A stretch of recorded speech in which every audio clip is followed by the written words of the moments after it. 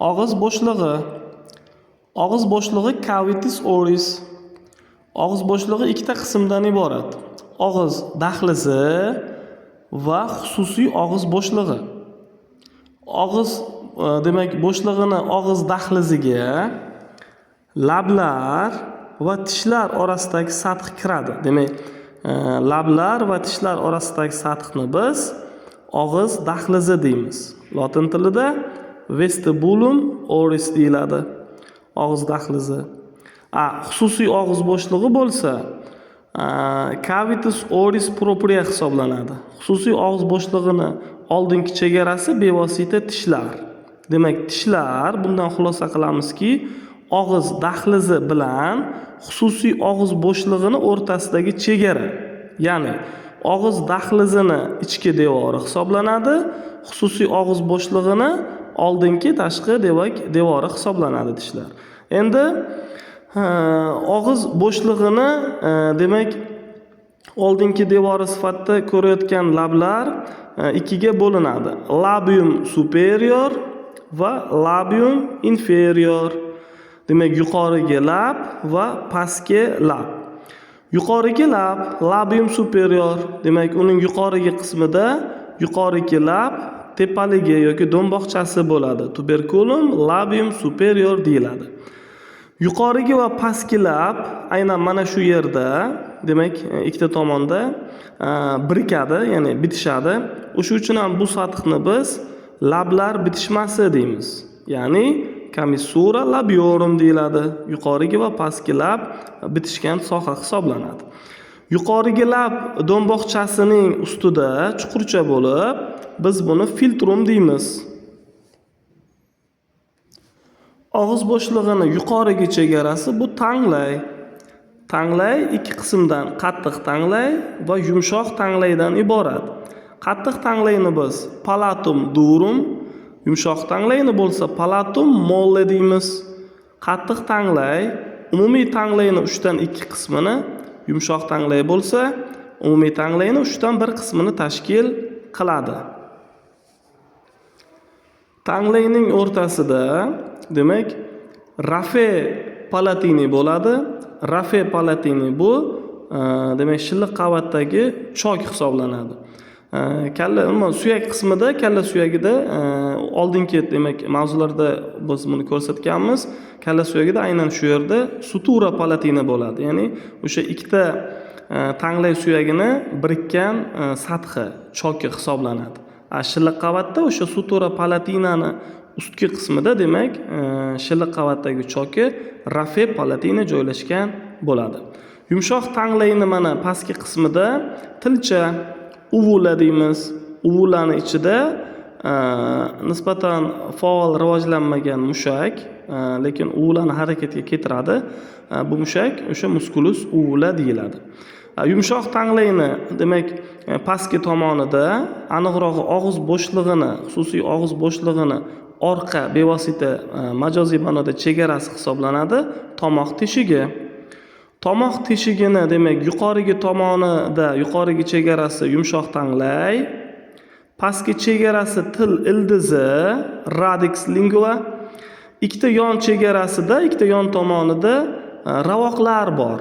Demak, birinchi ravog'imiz bu tanglaydan tilga tushgan ravoq, tanglay til ravog'i.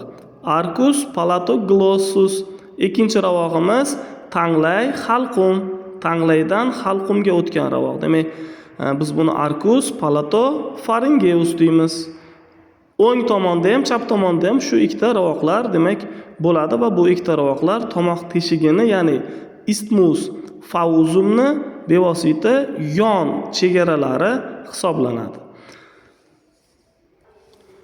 Demak, og'iz bo'shlig'ini ikkita yon chegarasi bu lunj, ikkita yon chegarasi va pastki chegarasi aslida og'iz diafragmasi hisoblanadi.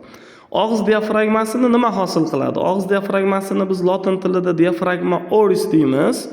Og'iz diafragmasini pastki jag' til osti muskuli, bu buyun mushaklari sirasiga kiradigan muskul bo'lib, bo'yin mushaklarini, o'rta guruh mushaklarini, til osti suyagining yuqorigi guruhi bor edi. O'sha kichik guruh mushaklari sirasiga kiradi. Pastki jag' til osti muskuli va o'sha pastki jag'ni, pastki qirg'og'ini to'liq yopib turadi.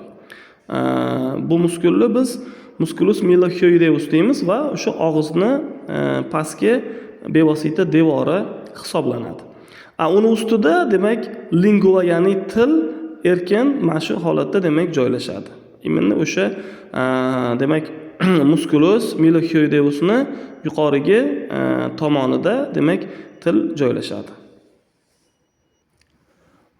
Demak, tanglayni kesmasida ko'radigan bo'lsak, tanglayni oldingi tomonida papilla insiziva bo'ladi. Bu tanglay suyagidagi demak bevosita canalis insiziva ochiladigan, og'iz bo'shlig'ida ochiladigan foramen insizivani ustiga, ya'ni shilliq qavatiga to'g'ri keladi. Papilla insiziva biz buni demak so'rg'ich, kesuvchi tishlar sathidagi so'rg'ich deb aytamiz.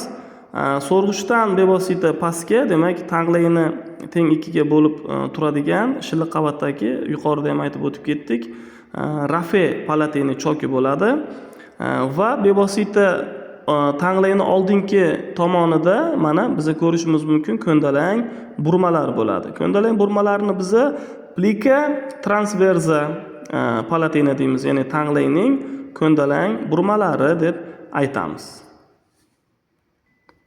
Tanglay sathida demak biz mana bu yerda ko'rishimiz mumkin tanglay bezchalarini. Tanglay bezchalari endi tanglay o'z umuman olganda so'lay bezlari bir qancha ikkita guruhga bo'linar edi, katta so'lay bezlari va kichkina so'lay bezlari. Kichkina so'lay bezlari bir qancha sathlarda bor edi. Oldingi video darsliklarda biz aytib o'tib ketganmiz, lablarda, lunjlarda va mana tanglayda ham xuddi shunday so'lay bezlari bo'ladi. Glandula palatina deyiladi. Mana bu sathda demak biz ko'rishimiz mumkin tanglayni katta teshigini. Foramen palatina majoris. Foramen palatina majorisdan arteria palatina majoris chiqadi va demak tanglayni dagi to'qimalarni qon bilan ta'minlashda ishtirok etadi. Lunj buccalis, endi mana bu lunjni shilliq qavati, tunika mucosa, lunjni shilliq qavati bu eng ichki qavati, og'iz bo'shlig'iga qaragan qavat hisoblanadi. Yuqorida aytib o'tdim, unda so'lay bezlar bilan faol ta'minlangan bo'ladi. Lunj shilliq qavatini ostida mushak qavati bo'ladi. Musculus buccinator deymiz. Mushak qavati lunjning harakatini ta'minlaydi. Undan tashqarida biroz qalinroq demak bo'ladi. Biz ko'ramiz yog'li qavatni. Va undan tashqarida demak teri joylashgan bo'ladi. Teri tashqi tomondan lunjda himoya qavati hisoblanadi. Demak takrorlab o'taman. Lunjda shilliq qavat, mushakli qavat, yog'li qavat, ya'ni yog' tanachali qavat deymiz va tashqarida teri qavati demak joylashgan bo'ladi. Endi tanglay sohasida bir qancha mushaklar bor. Mana bu yerda mana biz ko'ryapmiz, demak yumshoq tanglayni taranglovchi mushakni. O'z umuman olganda yumshoq tanglay chodiri bor. Yumshoq tanglay chodirini biz veli palatina deymiz. Yumshoq tanglay chodirini taranglovchi mushagi bor va yumshoq tanglay chodirini demak ko'taruvchi mushaklar bo'ladi. Yumshoq tanglay chodirini taranglovchi mushakni biz musculus tensor veli palatina deymiz.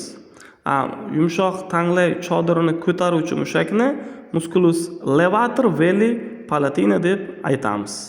Demak, yumshoq tanglay sohasida bevosita ikkita mushak bor ekan. Bittasi yumshoq tanglay chodirini taranglashga xizmat qiladi, bittasi bo'lsa yumshoq tanglay chodirini ko'tarishga xizmat qiladi. Va yuqorida aytib o'tdim, bu yerda tilcha va tilchada ham albatta muskullar bo'ladi. Musculus uvula deb o'z nomi bilan aytiladi. Va tanglay sohasidan demak mana bu tomoq teshigining ikkala yon tarafida tanglaydan halqumga va tanglaydan tilga o'tgan muskullar bo'ladi. Tanglaydan tilga o'tgan muskul bu bevosita tilni yuqoriga ko'tarib, yumshoq tanglayni pastga tushirib, tomoq demak teshigini isthmus fauzusni toraytirishga xizmat qiladigan muskul hisoblanadi. Demak, hurmatli talabalar, xulosa qilib aytganda, xususiy og'iz bo'shlig'i ham oldindan tishlar, orqadan tomoq teshigi, ikki yon tarafdan demak lunj va yuqoridan tanglay bilan chegaralanadi. Pastda bo'lsa, men yuqorida aytib o'tib ketdim, pastki chegarasi, og'iz bo'shlig'ining pastki chegarasi bu demak diafragma oris. U demak musculus malleolus-dan tarkib topgan bo'ladi va og'iz diafragmasi hisoblanadi. Demak, mana bu sathda chok bo'lib, biz uni rafe pterygo-mandibularis deymiz. Demak, rafe pterygo-mandibularis bu qanotsimon pastki jag choki hisoblanadi. Endi rasmda bitta tomonda tasvirlangan, albatta bu ikkita tomonda, bu tomonda ham bo'ladi. Ikkita tomonda ham bo'ladi. Demak, rafe pterygo-mandibularis qanotsimon pastki jag choki hisoblanadi.